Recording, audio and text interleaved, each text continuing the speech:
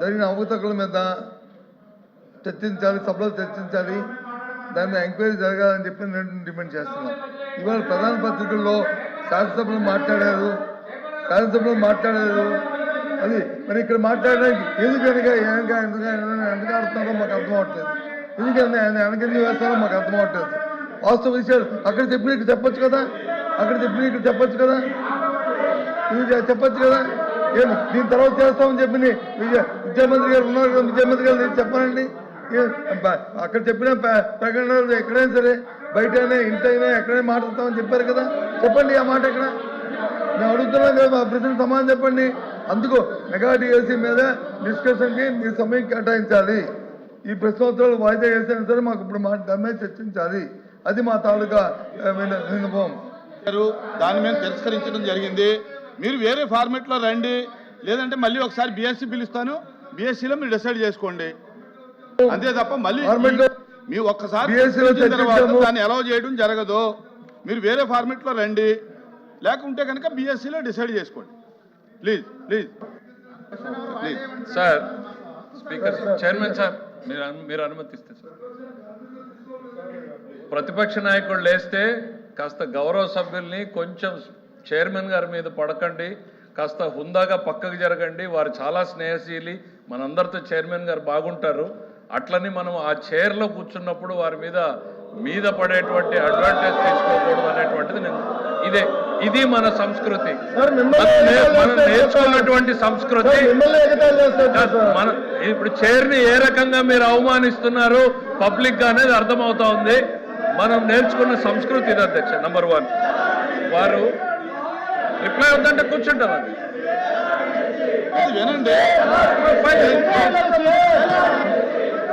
DSC మీద చర్చించడానికి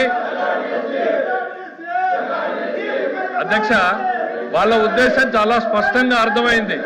మాట్లాడేకేం లేదు, అల్లరి చేసుకుని వెళ్ళిపోవాలని. అరే ఆయన ఏదో లేవనెత్తాడు, మేము క్లియర్ గా చెప్పదలుచుకున్నాం. డిఎస్సి మీద చర్చించడానికి ఈ ప్రభుత్వం సిద్ధంగా ఉంది అనేటువంటిది నిన్న బిఎస్సిలో స్పష్టంగా మీ ఎదురుగా ఆయనకు చెప్పాం. వాళ్ళ మెంబర్స్ కూడా చెప్తున్నాను అధ్యక్ష, వాళ్ళు వినుండరు. దయచేసి వాళ్ళ మెంబర్స్ ఇంటే అర్థమవుతుంది అధ్యక్ష. తమరు ఉండాల్సిన దగ్గర ఫర్మ్ గా ఉండాలి అధ్యక్ష. కొంచెం తమరు ఫర్మ్ గా లేకపోతే సభ జరపడం కూడా కష్టమవుతుంది అధ్యక్ష. గౌరవ ఎల్ఓపి గారు అడిగిన దానికి ప్రభుత్వం నుంచి మా స్పందన ఇచ్చినప్పుడు వినే ఓపిక ఉండాలి. వాళ్ళ అజెండా ఏమైనా ఉండొచ్చు, అజెండా అల్లరి చేసి బయటికి వెళ్ళిపోవడం అనే అజెండా అయి ఉండొచ్చు, చర్చ పెట్టాలనేటువంటి అజెండా అయి ఉండొచ్చు. గవర్నమెంట్ వారి సైడ్ నుంచి నిన్న తమరి సమక్షంలో చాలా డీటెయిల్డ్గా మా వాయిస్ని వినిపించాం. డిఎస్సి మీద చర్చించడానికి ఈ ప్రభుత్వం సిద్ధంగా ఉంది. నువ్వు వచ్చి కూర్చొని చెప్తారా మీరు లెజిస్లేటివ్ అఫైర్స్ మినిస్టర్ చెప్పేటప్పుడు ప్రభుత్వ ఆలోచనని వినకుండా మీరు డిక్టేట్ చేయాలనుకుంటే జరగదు, ఇంపాసిబుల్. ప్రజలు ఎవరు ప్రభుత్వాన్ని నడపాలి అనేటువంటి నిర్ణయాన్ని ప్రజలు డిసైడ్ చేశారు. ప్రభుత్వాన్ని ఎట్లా నడపాలి, ఏ సబ్జెక్టులు తీసుకురావాలనేది ప్రభుత్వం చాయిస్. దయచేసి మీరు అనుకున్నట్టు సభ జరగదు అన్న విషయాన్ని మీరు గుర్తుపెట్టుకోవాలి. ఇక్కడ we are here to discuss about the DSC. ప్రజలకు ఒకవైపు ఎల్నినోతో ప్రజలు ఇబ్బంది పడుతూ ఉంటే తాగునీరు, సాగునీరు, వ్యవసాయం ఏ రకంగా ఈ ప్రభుత్వం వాళ్ళని ఆదుకోబోతున్నాం అనేటువంటి బాధ్యతాయుతమైనటువంటి సమాధానం చెప్పాల్సిన మీరు నిర్లక్ష్యంగా ప్రజల పట్ల ఏమాత్రం కూడా అంకిత భావం లేకుండా, వాళ్ళ సమస్యల గురించి చర్చించకుండా కేవలం రాజకీయాలు చేయాలనేటువంటి ఆలోచనతో మీరు ఈ అల్లరి చేసేటువంటి కార్యక్రమం చేస్తున్నారు తప్ప రైతులు ఏ రకంగా ఇబ్బంది పడుతున్నారు, కృష్ణా డెల్టాలో రైతుల పరిస్థితి ఏంటి, గోదావరి డెల్టా ఏంటి, రాయలసీమ ఏంటి, ఉత్తరాంధ్ర ఏంటి, ఈ రైతుల సమస్యల గురించి ఒక్క నిమిషం మీరు మాట్లాడారా? తాగునీటి సమస్యల్ని ఏ రకంగా పరిష్కారం చేయాలనేటువంటి సలహా సూచనలు ఇచ్చారా? ఇన్ని ఇబ్బందులు రాష్ట్ర ప్రజానీకం, దేశం మొత్తం, ప్రపంచం మొత్తం ఎల్లినోతో సఫర్ అవుతా ఉంటే మీకు మాత్రం నిన్నో జబ్బులు పట్టాయి. నిన్నో జబ్బు వచ్చింది మీకు. మీ అజెండా మీకు తప్ప ప్రజల అజెండా మీకు అవసరం లేదు అధ్యక్ష. దిస్ గవర్నమెంట్ ఇస్ కన్సర్న్ అధ్యక్ష. ప్రజల అజెండానే మా అజెండా. ప్రజలకు అవసరమైనటువంటి ఎల్లినో మీద చర్చ పెట్టండి. ఆ తర్వాత మీరు డిఎస్సీని టేకప్ చేయండి అనేటువంటిది మీకు చెప్పాం. దానికి వీఆర్ స్టిల్ స్టికింగ్ ఆన్ అధ్యక్ష. ఓకే, ఎల్ఓపి గారు. లెజిస్లేటివ్ అఫైర్స్ మినిస్టర్ గారు రాష్ట్రం మీద రాష్ట్ర ప్రజల మీద ఎంత అభిమానాన్ని చూపెడుతున్నారో మేము చూసాం. మరి ఈ అభిమానం అసెంబ్లీలో ఏమైంది అధ్యక్ష? ముందు డిఎస్సీ అక్కడ చర్చించిన తర్వాత ఏదైనా చర్చించారు కదా, మరి అక్కడ ఏమైంది అంటే అక్కడ లేదా ఇక్కడ వచ్చిందా? మేము మొదటగా ఎజెండాలో పెట్టింది మేము, వ్యవసాయం మీద చర్చించాలని అడిగింది మేము. డిఎస్సీ మీద చర్చించిన వెంటనే వ్యవసాయం మీద చర్చించండి, ప్రజలు ఇబ్బంది పడుతున్నారు, వర్షపాతం లేక, ఎరువులు దొరక్క, గిట్టుబాటు ధరలు లేక ఇబ్బంది పడుతున్నారు, అల్లాడుతున్నారు. ఎప్పుడు ఇలాంటి పరిస్థితులు ఈ రాష్ట్రంలో లేవు అని చెప్పింది మేము. ఇటువంటి పరిస్థితుల్లో ప్రజలను ఆదుకోవాలని చెప్పాం. మరి అసెంబ్లీలో మరి ఎందుకు పెట్టారు అధ్యక్ష? ముందు డిఎస్సీ పెట్టండి. అక్కడ లేదా? అక్కడ ప్రజలు కాదా? అక్కడ చర్చించిన ప్రజలు కాదా? అక్కడ వచ్చి వెళ్ళిన రెండో పెడతారు, ఇక్కడ వచ్చి మాత్రం ఇక్కడ పెడతారు.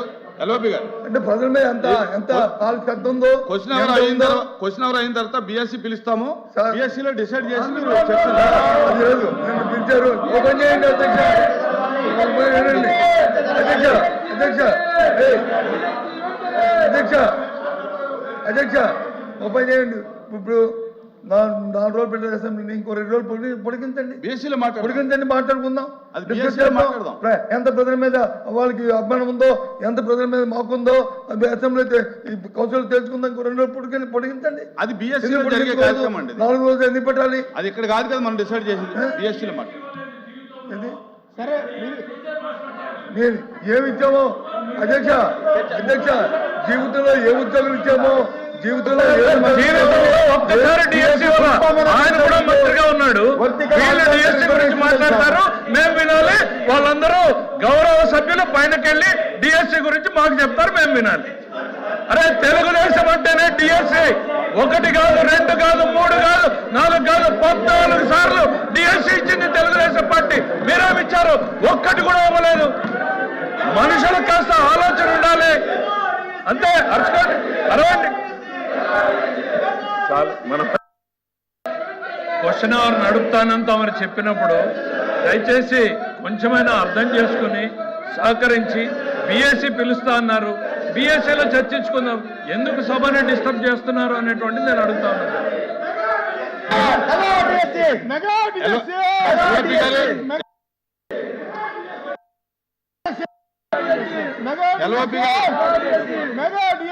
క్వశ్చన్ అవర్ అయిన తర్వాత బిఎస్సీ పిలుస్తాము.